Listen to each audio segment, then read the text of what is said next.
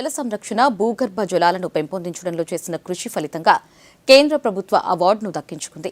Water shed పనులలో భాగంగా ప్రకాశం జిల్లాలోని కనిగిరి నియోజకవర్గం పెదచెర్లోపల్లి మండలం మురుగుమ్మి గ్రామ పంచాయతీలో చేపట్టిన నీటి సంరక్షణ పనులకు 2వ జాతీయ ఉత్తమ నీటి పురస్కారాన్ని అందుకుంది.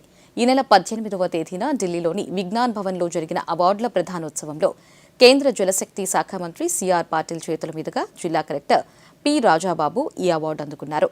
6వ జాతీయ ఉత్తమ జల పంచాయతీ అవార్డులలో భాగంగా ఈ గ్రామ పంచాయతీలో వాటర్ షెడ్ కింద చేపట్టిన పనులకు ఈ అవార్డు లభించిందని జిల్లా నీటి యాజమాన్య సంస్థ పథక సంచాలకులు జోసెఫ్ కుమార్ తెలిపారు.